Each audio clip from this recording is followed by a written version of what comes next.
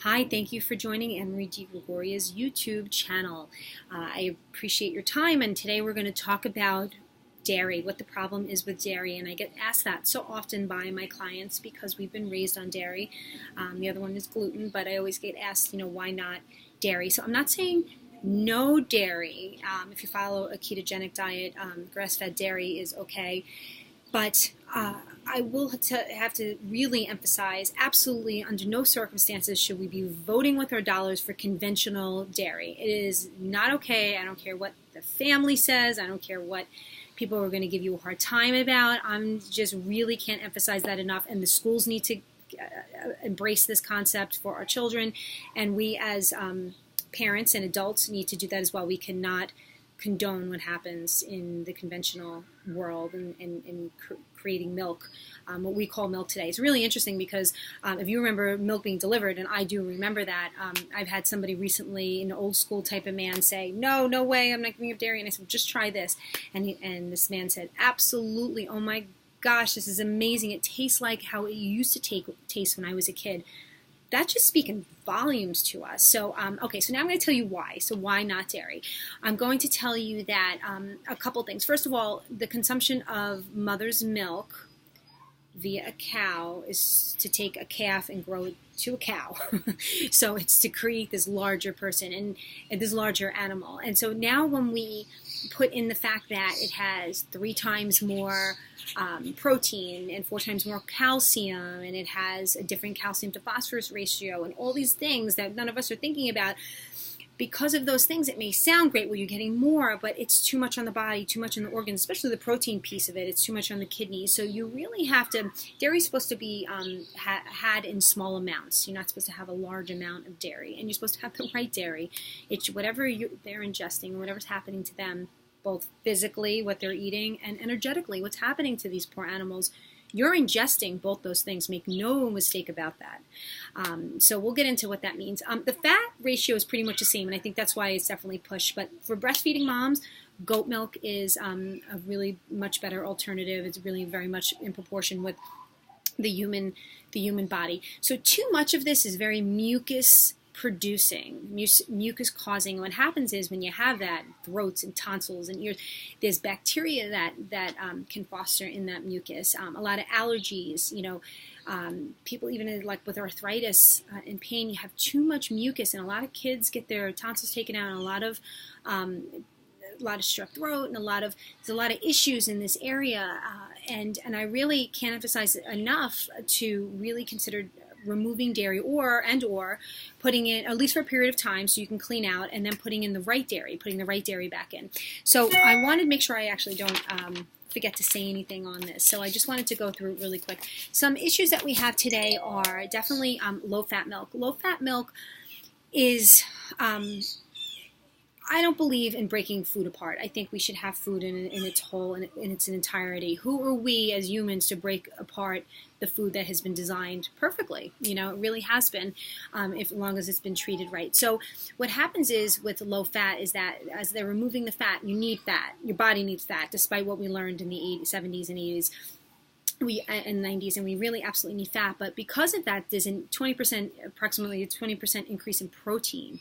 So that could, again, making your kidneys work harder, and I had mentioned that before, and you actually need that fat protein balance, and you don't want it to be more protein and less fat. You need the fat, especially babies, especially children. They absolutely need the fat, the right fat. Pasteurization. So we have to have our milk pasteurized for bacteria to make sure the milk is sterile. But what happens is that all the nutrients are killed off as well. So that's really something to be said there. And there was an experiment done whereby the calves were given their mother's milk, but that it was pasteurized first and then give it to them. And I think, was it 6 weeks after drinking the pasteurized milk, I think they had all passed. All the calves passed. So there's something really to be said about that. It's concerning, actually. homogenizing. So what they're doing is they're trying to create uniform and consistency to the milk. So instead of the fat rising to the top, as we learned, the fat molecules are being broken up into smaller pieces. Now that is a problem because they're being able to get through the intestines and get into the bloodstream and sort of wreak havoc. And we hear, little lesions being formed within the arteries, and then the cholesterol rushes in to protect it and to put a protective coating on it. So you have that issue as well. Synthetic vitamins added. So this is excess vitamin D, which, I get why they're doing it for rickets in children. And but the problem is there's so much of it that there's an excess deposit of calcium that's going through the body and happening artificially in certain areas of the body, and it really could very well be a cause to many of hardening of cysts and fibroids and reproductive issues and arthritis and things like that. So and then last but not least, and this is a huge piece here, is hormones and antibiotics. These poor animals, what they have to go to. I mean, just go on Netflix and watch any of these documentaries that these people have done. It's just, I'm so glad that they have, but we as humans need to actually visually see it, because you may not want to see it, but you should know. You have to know, and you have to share it, and you have to talk about it, because we all need to vote with our dollars. I can't emphasize that enough.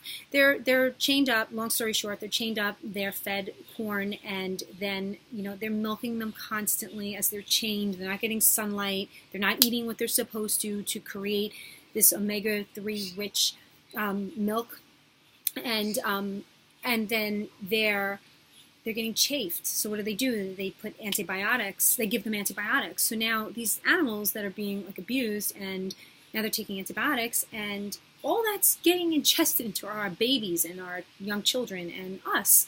And so it's not okay. So, so that's my whole thing on dairy. If you're going to have the right dairy, make sure that it's grass-fed. Make sure you're eating smaller amounts of it. Make sure you're spending a lot of money on it, because you have to support these farmers that are doing it right. And we should not be consuming large amounts. Ice cream, have coconut ice cream. Make your own. Figure out different areas. Look at some of these ketogenic diets and recipes, and they're just really great. So there's many other things that you can do. Milk, have almond milk. Be careful with some of the stuff. You got to make sure you're getting it sweetened, and make sure it's the little ingredients as possible, or make your own almond milk, which is super fun to do with your children. And so there are many things that you can do to offset the consumption of dairy, and it's not as bad as you think. I know people like their half and half in their coffee. Get the grass-fed, have a little bit, like I said, a condiment, okay? I hope that helps. Thank you for subscribing to my channel. Please share it. Please like it. Please go on Facebook and like me there as well, and sign up for my newsletter that comes out once a quarter, and I look forward to hopefully being in contact with you one day. Okay, take care. Bye-bye.